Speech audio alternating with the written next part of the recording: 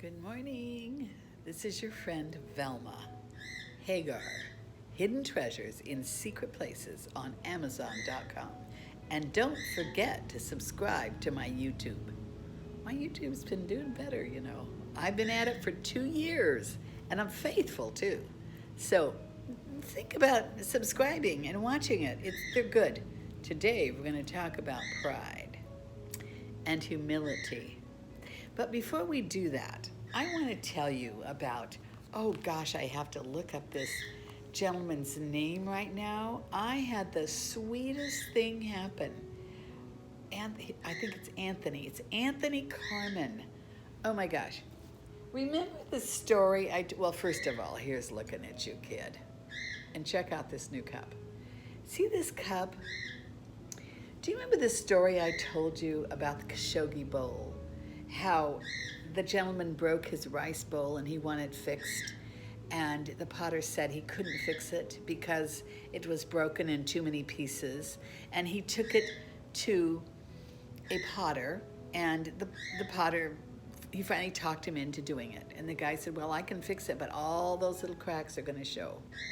So see this? So when he put it back together, he put it back together with gold and silver, but all the cracks were still visible. And so the moral of the story was, and the Khashoggi bowl became very expensive after that. He glazed it. So this is a replica, and someone sent me this cup. I'm telling you, I was so blessed, Anthony and his wife. And I was so blessed. It made me cry because I love that story. I said, you know, we're all Khashoggi bowls. We all have cracks. But if we give those messes to God, he puts us back together. So that was my story on that. And I took up a lot of time, but because I want to get to this pride. I'm going to tell you something. Pride many times can look very handsome. It can look like, oh, it looks like you're really important because you're prideful and you look not true. Pride comes before destruction, and a haughty spirit before a fall. So, you know, if you don't humble yourself, I'm going to tell you something. If you really are a Christian, God's going to humble you. And it's much more palatable if you humble yourself rather than let him do it.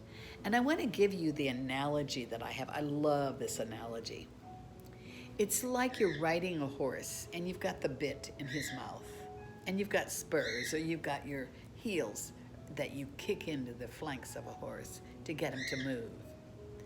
When a horse moves gently, you know, you barely move the little bridle and he goes where he's supposed to go. And there's no kicking because it's not necessary. Maybe a little nudge on the, you know, of the heels on the flanks. But if the horse doesn't go, you yank that horse, and sometimes you yank him hard to get him to obey, and you pull way back in it, and this is pulling on his mouth. This is painful. Or you may kick him you may have to kick him hard. This is a horse that doesn't flow with the easy, gentle prodding of the master. This is how God is with us. You know, when you think, why is everything happening to me? Well, you know, I'm going to tell you something. If you don't move easy, God's going to move you the hard way. You will humble. You will. God's going to humble you. I guarantee you. He will. He tells us clearly, pride comes before destruction. Destruction. Don't let pride control your life. You know, we all have a certain amount of it, and there's godly pride. You know, there's pride for your children, pride for your family. That kind of pride, I'm sure God is very, you know, gracious with. He understands it. It's not in the same category with someone who's like, oh, look at me, aren't I wonderful, and you're nothing, and I'm, you know, it's not that kind of pride we're referring to.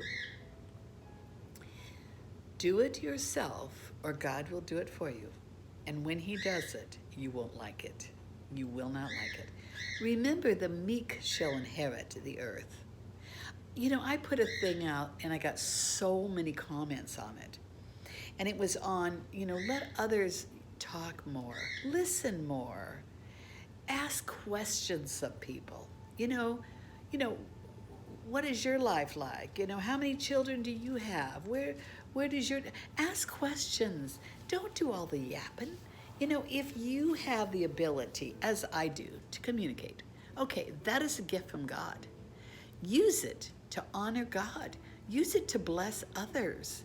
Don't be so busy yapping and telling all about yourself because you tell a good story.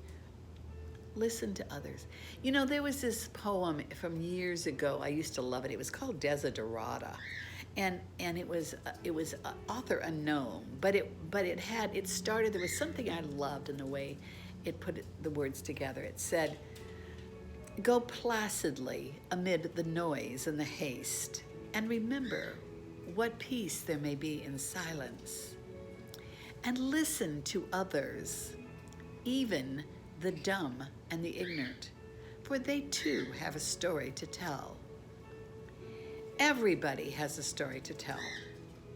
Let's be gracious and listen. And I'm talking to myself. I told in my blog, I said, you know what? I wrote this one for me because I'm telling you, I'm a yapper. I love to talk. I say, just give me the mic. I can do it, you know. I love to talk. But you know what? Other people need to talk too. And I'm listening to myself. I need to listen more. And so do you. You know, sometimes you're just quiet, but you're not really listening either.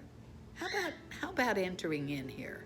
How about listening and really caring? You know, paying attention to others. You can change lives by doing that. Isn't that good? Don't you think that's good? Listen to my PIPA. That is my bird over there. Her name is PIPA. And let me tell you the story about PIPA. PIPA's a house bird. I've had her for 6 years. And she rides around on my shoulder all the time, and she's fine. Well, the other day, I went outside with her on my shoulder. Now, I knew she needed her wings clipped. I knew it. But I just hadn't gotten around to doing it. I just get her and hold her and clip her wings, right? And she flies a little bit around the house, but she falls. She can't really take flight because her wings are clipped. So I'm outside with her, and all of a sudden, she takes off. And I'm telling you, she took off, and I watched her. That sucker, she flew. I mean, she took flight for the first time in her life, 6 years old. And I saw her fly around the house and out of my sight. And I went, oh my gosh. So I decided I'll go out the front door, and that surely she'll be over there waiting for me because she can't live out there. You know, she's a domesticated bird. I go out and no PIPA. And I mean, I look, and I know her voice, hear her voice. I know it by heart. She's calling me right now. That's what she's doing. And so I don't hear her. So I call the gate. We live in a gated community. I tell the gate, you know, my bird's gone. Well, what are they going to do, right? But they send one of the guards over, and I call my neighbors, and I tell them, oh, pretty soon I got everybody looking for PIPA. And I say, and I'm ready to go to the beach in a half an hour. And I say, if PIPA's not back, I have to leave her. And I'm crying, and I'm praying, oh, God, let PIPA come. PIPA's going to die. And I think, well, maybe the doves will take her in. The doves are very gentle, you know, and she kind of knows them from being outside with them. And so anyway, to make a long story short, my neighbors, I hear commotion. I'm ready to give up, and they're the neighbors. They say, we found her, but we can't get her. So now I go over there, and I end up getting PIPA, and I bring her home. I actually found her and got her home. I went, Mama Mia, prayer works. Who's going to find a bird and get her back when they're out in the wild blue like that? But anyway, that's the story of my PIPA. And, of course, we know the story of Guido. But anyway, Guido just took off. All right, that's my story today. Humble yourself, and God will exalt you. Those that humble themselves, God will exalt. Okay? Got it? Buy my book, Hidden Treasures in Secret Places, Amazon.com. Wonderful, wonderful book. I've been selling a lot of them lately. Subscribe to my YouTube, Velma Hagar, Hidden Treasures in Secret Place, and hit the little bell so if you hit that bell, every time I put one out, it'll ding you up.